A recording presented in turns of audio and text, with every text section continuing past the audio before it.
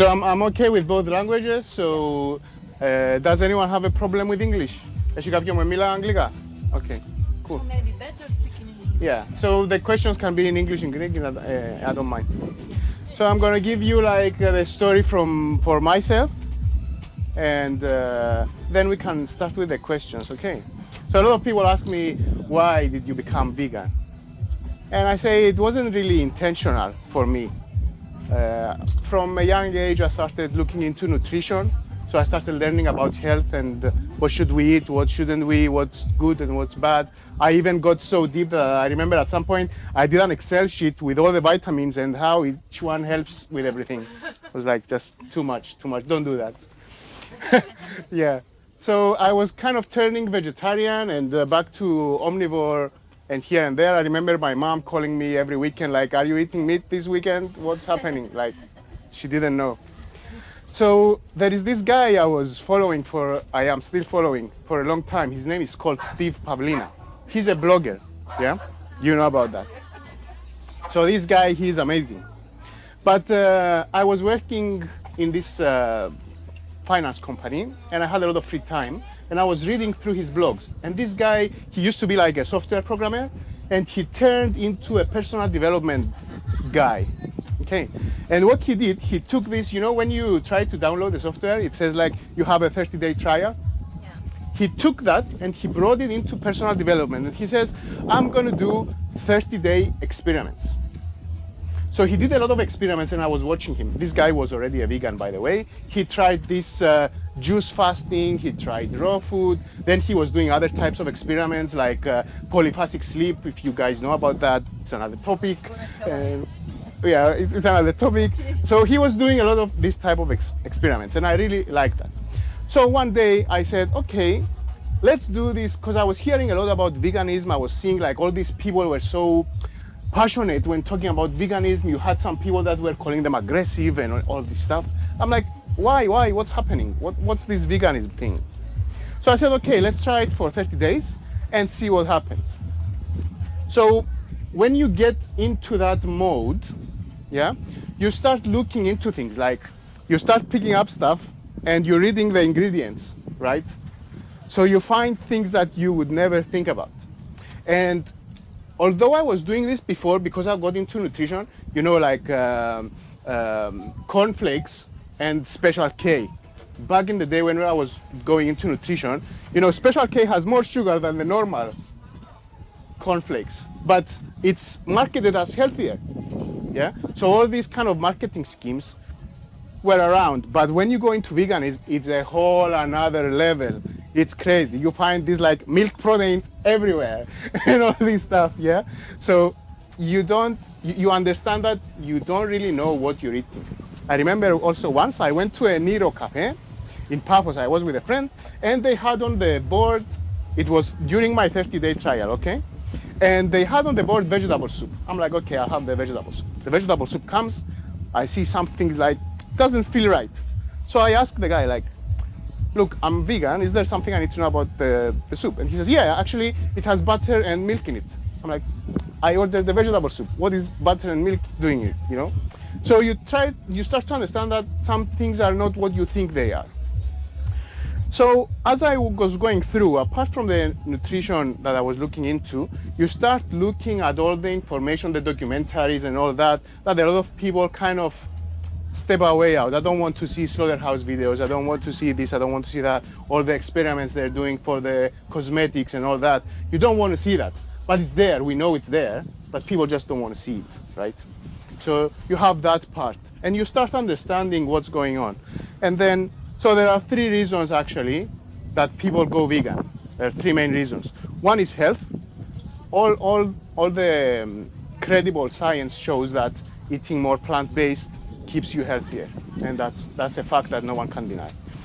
Then you have the environment. Animal agriculture is the biggest contributor to pollution, you know, and you need huge spaces to grow the food, to feed the animals, and then you need the whole spaces to actually maintain the animals. So it just doesn't make sense ecologically either. And then you have the ethical side, which is the the hardest one to tackle inside us. Yeah, we understand that, you know, we see a cat and a dog, we want to pet them. We understand when they're happy, we understand when they're sad. We can understand they have feelings, but we kind of block all the other animals, right? We just like, yeah, but I like fish, yeah, but I like the cow, but I like the pig, you know, I like the bacon and all that stuff. Which is okay because we grew up like that, right? And the eggs and all that. And another thing that a lot of people don't know about vegans is that vegans don't eat honey either. Most vegans don't eat honey. It's not considered vegan. So this was kind of my journey. After the 30 days, I said, I never want to be like very strict with myself. So I said, okay, I don't see a reason going back.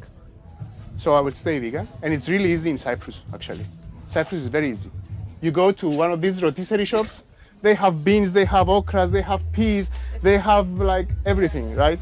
It's so easy and it's so cheap as well. It's the cheap foods, right? So there was no point for me going back. And I said, okay, but I don't want to be too strict with myself. If I ever want to eat something, I'll just do it, you know? So after the 30 days, I started being properly vegan. I was like communicating as well. My family knew about it. They weren't very happy with it, but okay. But as they understood what kind of foods I eat, they realized that this is the foods that we were eating as kids. So our grandparents and everyone, you know, lentils and beans and all that, they were already in our diet. It wasn't something so weird at the end of the day. Okay. Then, after 3 months, I had a craving of KFC. Every now and then, I like to go to KFC back then. So I said, okay, I want KFC. What am I going to do now? So I was thinking like, okay, is it such a big deal? Let's just have a small piece of chicken or whatever. So I got in the car and I was driving to a KFC and all these thoughts were playing on my head, you know? And it's like, okay, this is gonna be like a 5-minute meal, you know? Is it worth it to kill a chicken for a 5-minute meal and all that? So I was contemplating it. I was driving around KFC for half an hour. Yeah. And then I said, okay, it's not worth it. I'm just gonna go home. And after that, like, it stopped. And it's kind of a habit. Then you know this is food and this is not food. Just like you know that dog meat is not food, you know that cow meat is not food either. So that's how I turned and I became vegan. I exercise a lot. I do a lot of other stuff as well. Some people might know me. I'm also in the Green Party, so I do a lot of politics. My career is into the IT environment, so I have no issues at all. I am a vegan since 2019, so it's been like 4 years or so now. Yeah, so I want to see what kind of blocks what are the blocks you have into turning vegan, because I know you might have a lot of questions or things that maybe you are contemplating or maybe don't understand or think they're too extreme and why are you doing this and why are you doing that. So I want to get that from you guys. So I'm here. Yes. I have a question. Diana. So we hear a lot that, you know, people need B12, right? Yeah. We talked about that. So and you only get it from you know, meat from the cows and all that. So how do you do that when you're vegan? How do you compensate? So B12 is a vitamin that comes from the soil. You get it from the soil. So in the old days, we used to eat carrots and fruits and vegetables, whatever. So you could get those nutrients from it. Now our soil is not that enriched. We used it so much that it doesn't have a lot of B12. And people who get it from animal products, they get it because the animal products get the supplementation. They are supplemented with B12, so we get it. So instead of supplementing the animals to get B12, we just take it directly. So I get the supplement of B12 every day, or every couple of days, whenever I remember. You know, it's B12, you really need very, very small amounts of it. It's not a big deal. It is important, you need to get it, but you don't need to get it from meat. You can get it through the supplementation directly instead of getting a whole piece of land, growing whatever you're going to grow, soybeans, and then feeding a cow and growing the cow and putting supplementations and medicine and all that to kill it, and then you get a piece of meat to get B12. That's not the way to kind of get it. Yeah. I get B12 from mushrooms. Oh, really? I love mushrooms. Fine. I have a question and it's connected exactly with the topic. The problem with veganism. Yeah. So, I was vegan for many, many years. Yeah. Then doctors found me anemia. Mm. Anemia. It's the same. Anemia. Yeah. And they started to press me to eat eggs and some yogurt and this. Mm-hmm. I started very small quantity, like 1 egg per week and little yogurt. Yeah. But I started really. So I am not anymore vegan, I am vegan. Yeah.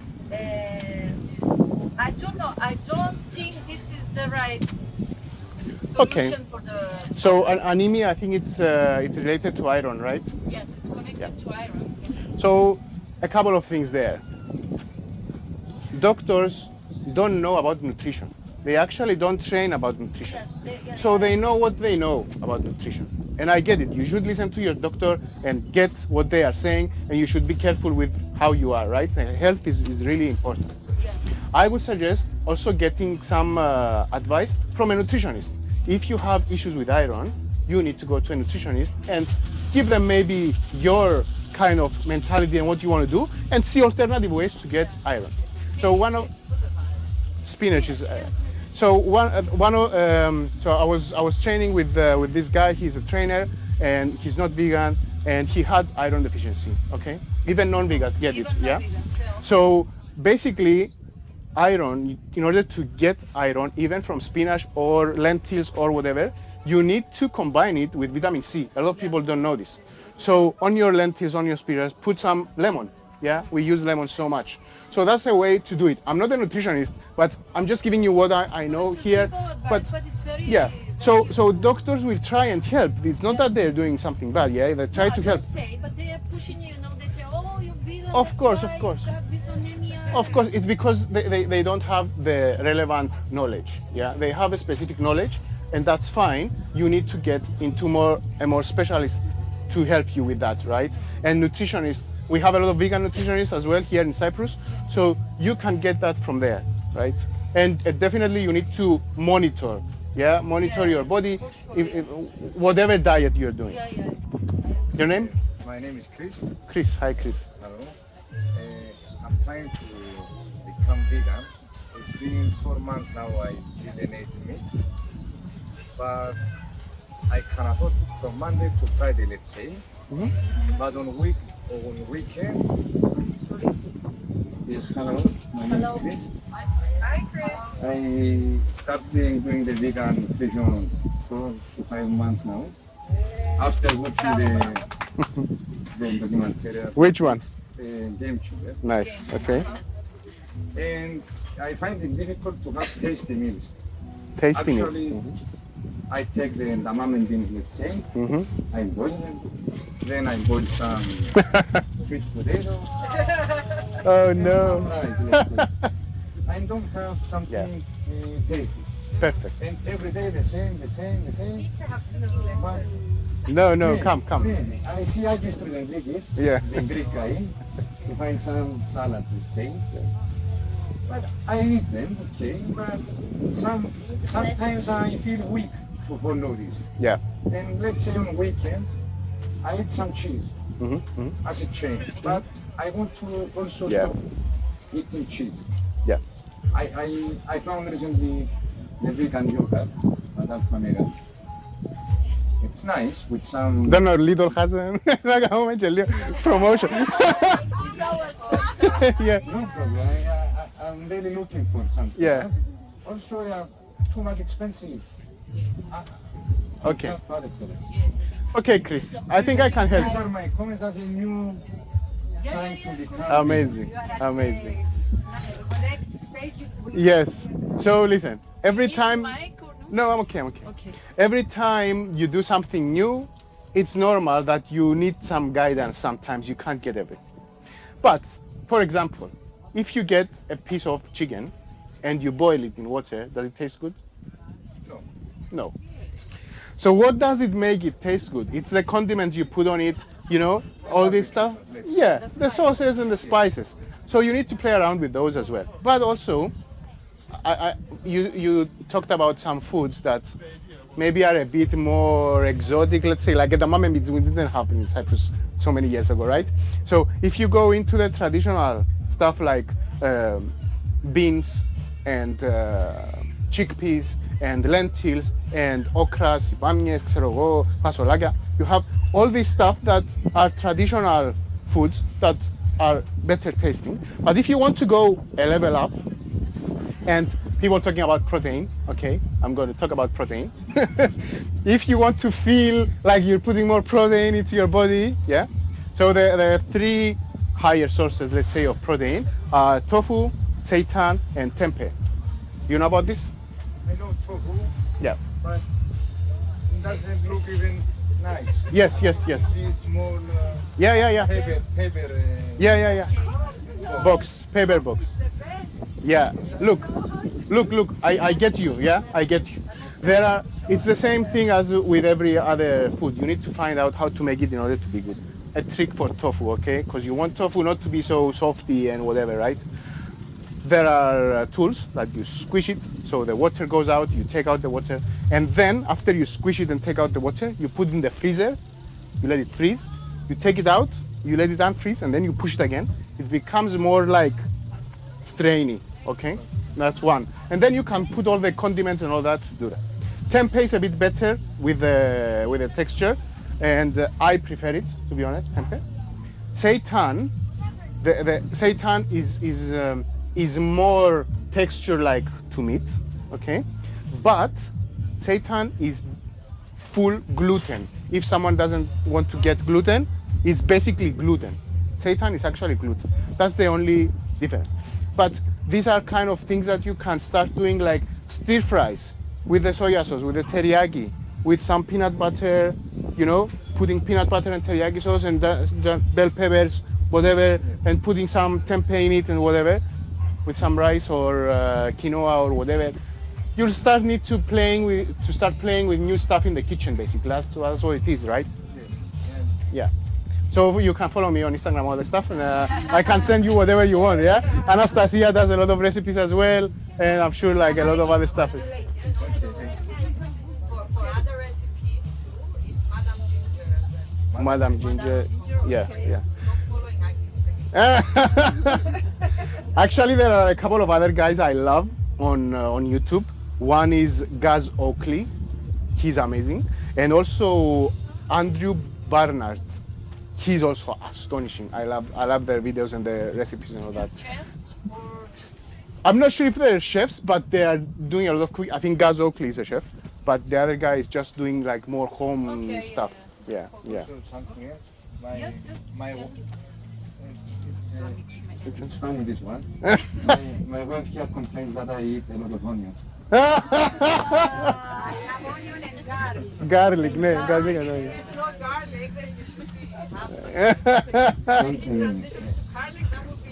Well, sport by me. I do triathlon and I do endurance sport. I run a lot of hours. I do bike and swimming. And I saw a dramatic difference to my recovery, and I feel much more better now.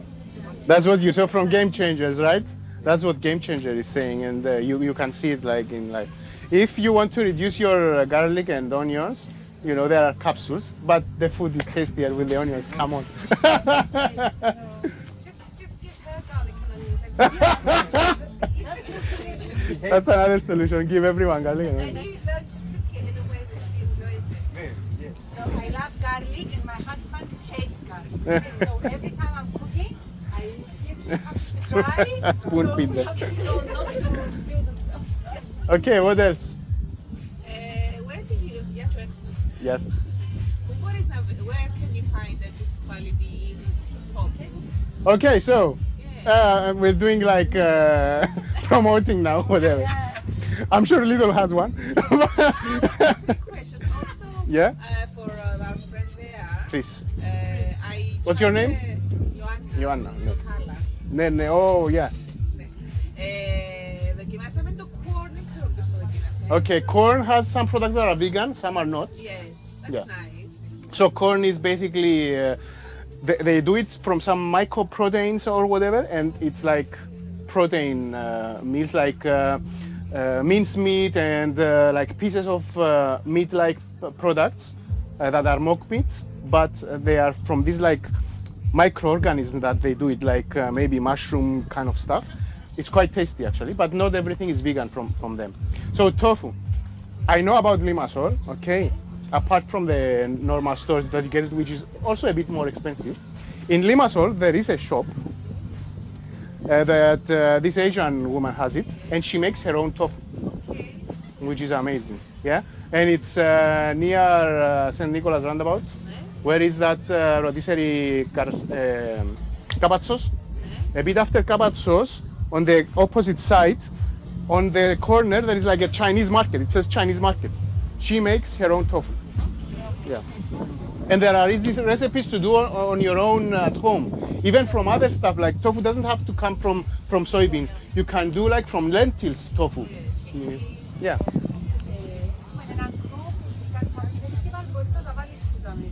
Okay. Yeah, we can do that. We can do that. There is also this group that Anastasia is talking about on Facebook that you can put stuff. There is another group called Cook Vegan. They also put a lot of stuff. I even put some recipes in there. I remember I do a lot of curries. I love curry, man. I love curry. Oh my god. I do a lot of curries. Like there is another traditional soup I like, and I do with my own kind of things. Lubana, you know lubana. It's basically the red lentils, and you do it into a soup, and you put like veggies and stuff and condiments and whatever. It's amazing. Natasha loves it. Yeah, and you can also, of course, go into the kind of beyond meats whenever you want to feel like more full. If you ever feel like you can go and do that, you know. Burger King now has all the vegan stuff. Yeah. Most of them they started now with this beyond Yeah. food because it's Yeah. Fed by Nature in Limassol, they also have very nice food. Like they're a small truck, and they do this kind of street food. So they have the vegan gyros and all that. They even have cheftalia, which they are amazing actually. Yeah, but you know, these are more like, I'll call them treats. I'll call them once in a while. Well, your basic nutrition should be your whole foods, right? Yeah. And also, shouldn't you, to start the veganism, shouldn't you talk with the doctor or someone to give you your diet? No, not with a doctor. You can go to a nutritionist, but you should. I think that anyway, everyone should at least maybe once every year, every 2 years, just do a full blood exam for yourself. Just so you know what's going on with you. It's a good thing to have, right? You should always monitor it, whatever your diet is. Yes, because if you're low on iron or you have anemia, Yeah. it's a bit difficult Yeah. to do it on You should take care of your health anyway at all times, right? What else? What else? Who's not vegan here? Okay, okay.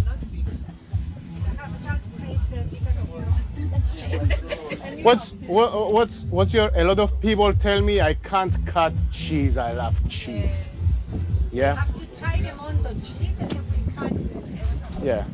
Why did you become a So I told the story at the beginning. So basically, I did like an experiment for me. It was like a 30-day challenge, and after looking into all the data, I just turned. because you love animals? Well, I do love animals, but it's also, I mean, everybody loves animals, right? Everybody loves a dog and a cat, you know, you understand that they're happy or they're sad or this and that, you know. But this extends to all the other animals. We need to just get there. We're just so far away. I remember I saw this, it was a picture, I think it was on Instagram or whatever. And he was showing this guy, he was sitting on the restaurant, and next to him, there was a butcher with the pig trying to kill him. He's like, what are you doing? You should be doing this. Like, so the guy on the next picture, he went a bit further away and he was doing it there. And he's like, why? Don't do that. And then he became behind of a wall and it was fine. You know, he could eat meat because he couldn't see it. So this is the issue we have. Like, we cannot see what is happening, but we all disapprove of it, right? We don't want that to be happening. No one wants that to be happening, especially in the scale that is happening. If you see the scale, it's astonishing. Although it shouldn't be happening even to one, but you know, the scale we are doing it, it's crazy. And I'm going to turn around and go into, you know, a lot of people say, what's the problem if I have a chicken in my backyard and have an egg? You know, it's not even fertilized. You know, what's the problem with the eggs? So what's happening is that what we consider as food and what we consider as not food. So we didn't, from one day to the next, just start having farms with billions of chickens, right? It started from somewhere. So if you start, then your neighbor is going to want some eggs, then someone else is going to want some eggs, and then you're going to say, oh, I can make money from this. Let's just grow more, grow more, grow more. And this is how it just escalates. And it's not that you need it. You don't need it. There is no point of like exploiting the animals for this. There's no need. Yeah. And I'm gonna go into the feminism. The feminism movement is growing, right, which is a good thing. Yeah, yeah. We want to have the equality, right? But one of the most crazy things that should be is linked in my head with feminism is milk, right? In order to produce milk, you have to artificially impregnate a cow, let her bring the baby, you take the baby cow away so you can take the milk. And the baby, if it's a female, you let her grow so she can make milk. If it's a male, you kill it. And you have veal. It's called veal on the menus. And no one understands that it's a baby cow. You know, there is this dissonance. No one can, they don't realize, not they don't realize, I think they don't want to get into it so much. You know, they just step back, yeah. I have a question. So, you know, when you're talking about, there is this ethical side also, yeah, definitely, you know, cruelty against animals, that's definitely something we don't want. But there is this ethical side that you talked about, you know, growing those kinds of businesses that are selling meat or whatever. But what about the same idea for, you know, with plant-based food? Because, I mean, if you follow the supply chain of those kinds of also foods that we have available in the supermarkets, it could be even worse. Like, let's say tofu or whatever type of food that we eat as vegans, you know? So what is this, what does it say about the supply chain, and how can you make sure that it's not as ethical as we think it is, you know what I mean? Yeah. Because there's always something behind these kinds of... Okay, so let's take this into consideration, right? You have some supply chains for plant-based food and you have supply chain for meat and dairy and all that. When you pay for meat or milk, you know for a fact that an animal was killed. You know for a fact. If you buy tofu or lettuce or rice or whatever, you don't know what's happening, right? And veganism is not about being perfect. You can never be perfect. You go as much as practically possible, right? So you're not actually paying for a rat to be killed that was in the soil, right? And you're not actually paying for child labor, let's say, because a lot of people bring that up. But let's say in a distant area in China where they grow some rice, yeah, they have some child labor. There is a lot of discussion around that because those families might not have another income. That's their only thing. But that's another topic, right? It doesn't have to do with cruelty. You're not cruel to anyone and you're not forcing anyone to do anything. That's a different aspect of ethics in globalization, because this is globalization, right? We don't want to go to a restaurant and pay for a plate of rice 30 euros, right? We want to pay 5. So that's also about costing and globalization and how we use each other. And I want to transition this into, there is another documentary called Seaspiracy, yeah? And it talks about the fishing industry. That is, for me, that was the craziest thing I saw. Because what are they doing, especially in Asia? They put people who are poor people, yeah, in Asia, they take poor people, they put them on the boats, they're out in the sea for 2, 3, 4, 5 months, yeah, bringing up fish and whatever they do. But no one cares about these people. These people die and they throw them in the sea. They don't even feed them. If you see the documentary, it's maddening. And also for seafood, you know, with animals, we know there are like 70 billion a year we kill, something like that. For fish, we don't know the number because they count it by weight, not by number of animals, by tons. So it's even a larger scale with fish. And a lot of people, you know, they say, oh, I don't want to eat meat and I eat more, I'm a pescatarian, I eat more. They're thinking that it's better. Actually, they're both as cruel, you know? the cruelty is still It's there. about knowing the source. Yeah. That's the very important thing here. When you're eating something, if you know the source, how it was grown and how it got to you, this is more important than than It, just it's not more important because a lot of people don't care about the source sometimes. They care mostly about maybe the price, and they care if it says organic sometimes or not, or whatever, but they wouldn't go as deep as to knowing where this bag of rice was grown, you know? They wouldn't care that much. But the point is, how direct are you able to face some things and how practical some things are? And as we go into a more vegan world, these are issues that will be solved. They are easier to solve, you know. It's easier to maybe find a way to take away small animals in farms, you know, than, you know, it's easier to stop the slaughterhouses and all this animal farming. It will be much easier if you scale into plant agriculture. It's easier to fix these kind of issues when you start giving incentives to these people, because now all the incentives from the governments go into the meat industry, which is also a problem. We want to kind of change that and turn this into giving incentives into more plant-based stuff. That will help that as well. Anything else? So if I want to start veganism on Monday, how do Yeah. I start? How do you start? Yes. Okay, I would suggest you go to the traditional cuisine, yeah? Lentils, beans, all the tomato-based, you know, this kind of stuff. So you start from there, and then I think you should start follow some people who cook vegan, so you see what's happening. And I think it's just a mindset after that. Like if you understand that, you know, sometimes I do this, you know. Maybe we like taste, yeah? Some people like sex. It's not okay to say, it's okay to rape a little bit, because I like it. If you understand this kind of ethical barrier, that, you know, this is not food, it's not food for me. That's where it stops, and then you start becoming more, let's say, creative with what you eat. Planning is important. I don't. Change and you want to do in your life, you need to plan. You do. So you do. If you are that person, you do. But I don't plan. I just go to a rotisserie shop and I buy whatever I want. Or, you know, or my mom cooks something. You know, my mom does like this pasticcio, macaronia de forno. She even does cubepia for me with the soya beans. You know, all this stuff. It's so easy to do. You know, Yeah, it's easy. and it's the same condiments. It's the same stuff. You know. Thank you, guys. I think we're done, right? Some more questions for everyone? About eggs.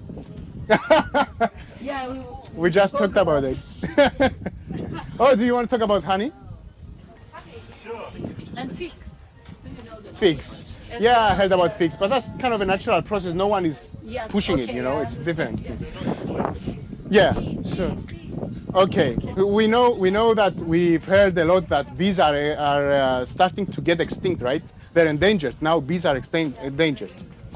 So the bees that are endangered are not the honeybees that make the honey for us. They are all the other pollinators, the wild ones. Yeah, like the bumblebee. So the honeybee is actually a farmed animal. They artificially inseminate them. The queens, they are sold on. If you go on eBay, you can find queen bees. They are sold, like in boxes, and they send them to you. And they cut their wings so they cannot fly. They put them in the, what's it called? In the hive, yeah. They're put in the hive. The bees are there. They make the honey and they take away the honey. Why do bees make honey? Do you know? Yeah, they are pollinators. But why do they make the honey? Yeah. Yeah. 245 species. 85% are pollinators.